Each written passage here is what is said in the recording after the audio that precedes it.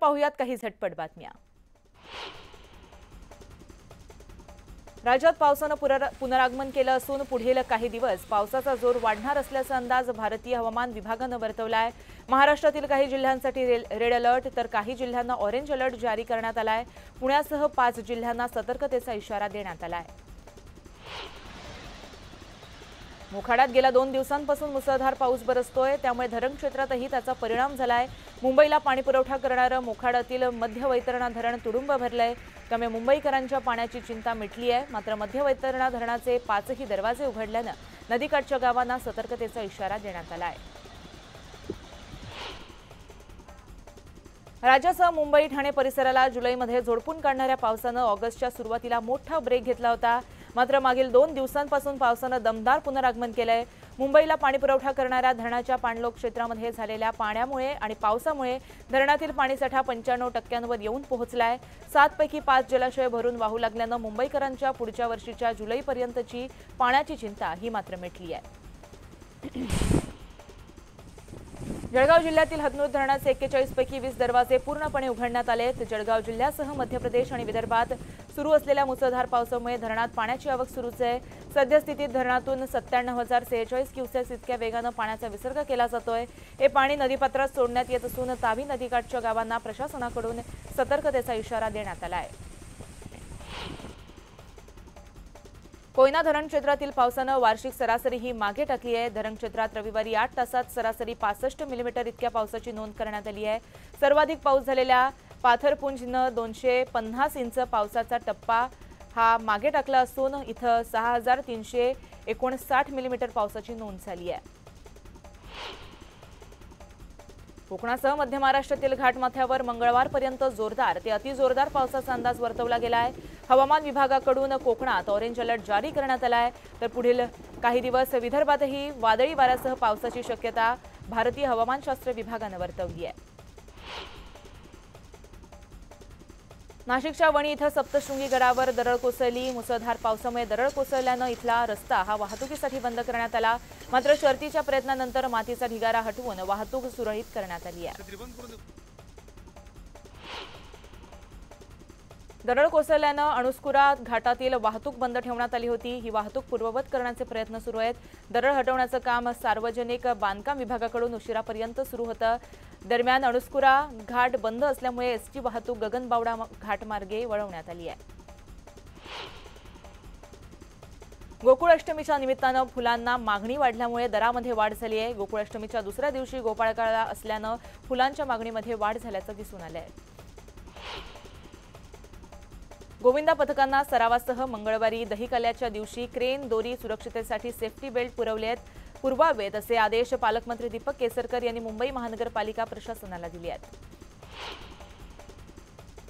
अवघ्या महामुंबईला आता उत्साहाचं वेध लागल्याचं पाहायला मिळत आहे। याच श्री गणेशा दहीहंडीनं होणार आहे। मुंबई ठाणे शहर हे गोविंदामय होणार असल्याचं चित्र समोर आलंय। मुंबईसह ठाण्यामधील मंगळवारच्या हंड्या फोडण्यासाठी गोविंदा सज्ज झालेत। लाख मोलाच्या हंड्यांसाठी थरावर थर रचून सलामी दिल्यानंतर मुंबईचा गोविंदा विक्रम रचण्यासाठी ठाण्याकडे आगेकूच करतील। देशातील सर्वात श्रीमंत गणेशोत्सवांमधील एक असलेल्या किंग सर्कल्स येथील जीएसबी मंडळाच्या महागणपतीला यंदा 458 लाखांचं विमा संरक्षण देण्यात आलंय। या मंडळाच्या गणेश मूर्तीसाठी यंदा 66 किलो सोनं 325 किलो चांदीचा वापर करण्यात आलाय। सणासुदीबरोबरच लग्न सराईसाठी सुद्धा खरेदीमुळे सोन्या चांदीच्या भावामध्ये चढ उतार पाहायला मिळते। आजच्या घडीला सोन्याचा भाव प्रतितोळा 71,100 रुपये, मात्र दिवाळीमध्ये सोन्याचा दर प्रतितोळा 75,000 जाईल अशी शक्यता सराफा बाजारानं वर्तवली आहे।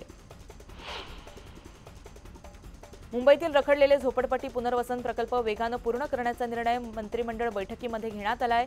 मुंबईतील रखडलेले एकूण 228 झोपडपट्टी पुनर्वसन प्रकल्प या माध्यमातून पूर्ण करण्यात येतील। त्या अंतर्गत 2,18,931 सदनिका बांधण्यात येणार आहेत।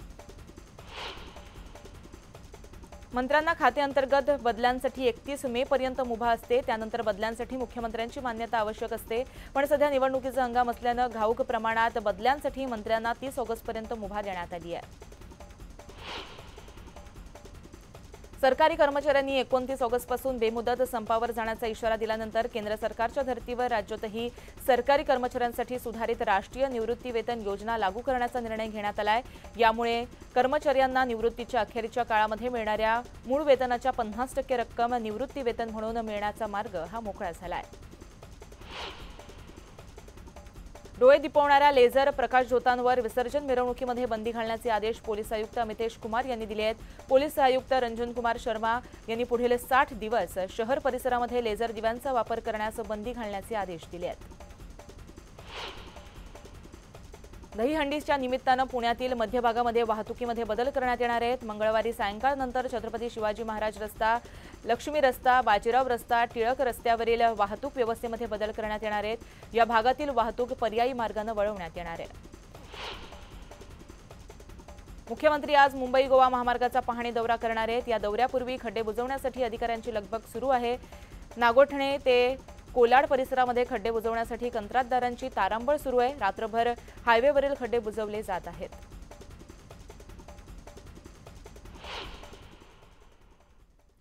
तर गणेश उत्सवाचा सण अवघ्या काही दिवसांवर येऊन ठेपलाय।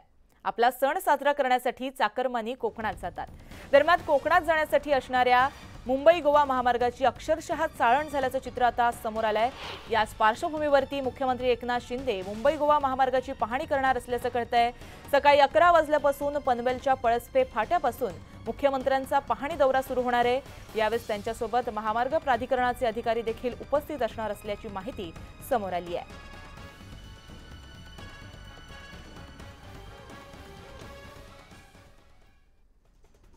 तर यानंतर पुन्हा घेऊयात काही झटपट बातम्यांचा वेगवान आढावा। मुंबईकरांची लाईफलाईन असलेल्या लोकलप्रमाणे मेट्रो आणि मोनोरेलमध्येही स्वतंत्र व्यवस्था करण्याची मागणी मुंबईचा डबेवाला असोसिएशननं मुख्यमंत्री एकनाथ शिंदे यांच्याकडे केली। मेट्रो आणि मोनोरेल गाड्यांमध्ये सामानाचा आकार आणि वजन या संबंधितले सध्याचे नियम अडचणीचे आहेत। त्यामुळे जेवणाच्या डब्यांची वाहतूक करणं कठीण झालंय। त्यामुळे मुंबईच्या डबेवाल्यांनी मुख्यमंत्र्यांकडे ही मागणी केली आहे।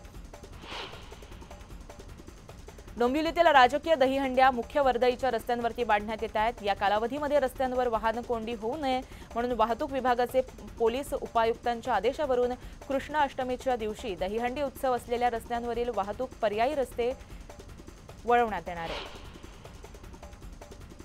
पश्चिम रेल्वेवरती तब्बल 35 दिवसांचा मेगा ब्लॉक घेण्यात येणार आहे। गोरेगाव आणि कांदिवली दरम्यान 6वी मार्गिका टाकण्यासाठी हा ब्लॉक घेतला जाणार आहे। 27 आणि 28 ऑगस्टच्या रात्रीपासून हे काम सुरू करण्याचा तात्पुरता निर्णय घेण्यात आला आहे। ठाणे बेलापूर औद्योगिक वसाहतीमध्ये झोपड्या आणि डेब्रिजचे अतिक्रमण वाढू लागलं आहे।